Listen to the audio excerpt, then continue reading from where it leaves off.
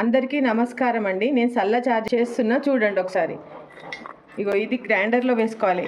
ఇగో ఎల్లిగడ్డ, శొంఠి, జీరా, ఇవి కంపల్సరీ సల్లచారుకు. ఇదిగోండి మజ్జిగ, పెరుగుని ఇట్లా ఇట్లా మొత్తం గిల్ల కొట్టినట్టు వేసిన. ఇగో పెరుగుని మొత్తం ఇట్లా చిక్కగా చేసుకున్నా. దానిలో సరిపడేంత వాటర్, ఇంకా కొంచెం వాటర్ పడతాయండి. ఇదిగోండి ఇట్లా ఉండాలి. కొంచెం పసుపు వేయాలి అంతే, కొంచెం ఎక్కువ వేయద్దు దీంట్లో. ఇందాక ఎల్లిగడ్డ, జీరా, శొంఠి చేసుకున్నది, గ్రైండర్ చేసుకున్నది చూడండి, వేస్తున్నా.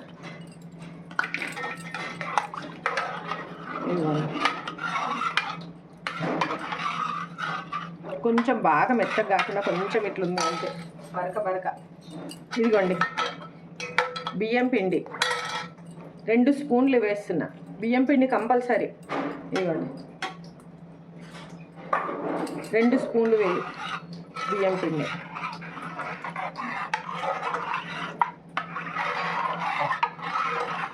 ఇది కలపాలి, గడ్డగడుతుంది.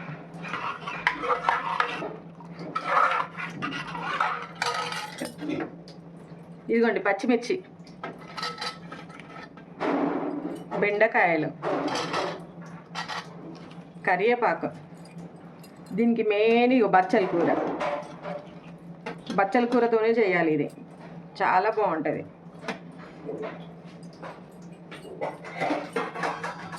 ఒక నిమ్మకాయ అంతా చింతపండు తీసుకున్నా, దాన్ని ఇందులో కలపాలి. స్టవ్ పైన పెడుతున్నా చూడండి. అయితే పెట్టినాక కొంచెం సేపు ఇట్లనే కలుపుతూ ఉండాలి, లేకపోతే గడ్డ కడుతుంది, ఇరిగిపోతుంటుంది. చింతపండు వేసినాం కదా పెరుగులో.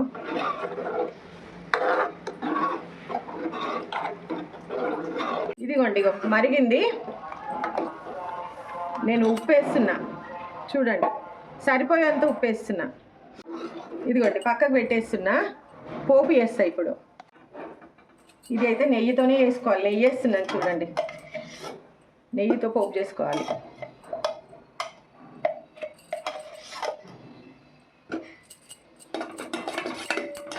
నెయ్యితోనే పోపు చేయాలి దీన్ని. ఈ చారు, ఆవాలు కరెక్ట్ ఒక 15 నిమిషాలు మరగబెట్టుకున్నానండి. బెండకాయ ఉడకాలి కదా, అందుకు.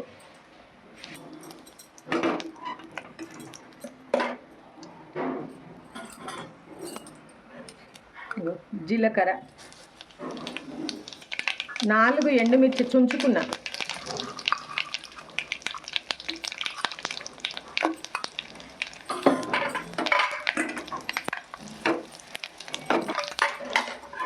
ఇంగువ వేస్తున్నా. ఇంగువ కొంచెం ఎక్కువ పడుతుంది.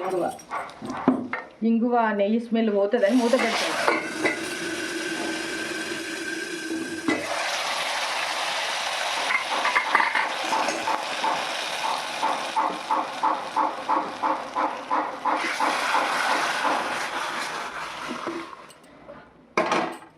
చల్లచారు బాగుంటుందండి. దీనికి మెయిన్ అసలు ఇంగువ, శొంఠి, జీరా, ఎల్లిపాయ, బచ్చల కూర, బెండకాయ. రెడీ అయిందండి చల్లచారు. థ్యాంక్స్ అండి. నమస్తే అండి. నా వంటలు కనుక మీకు నచ్చినట్టయితే లైక్ చేయండి, షేర్ చేయండి, సబ్స్క్రైబ్ చేసుకోండి.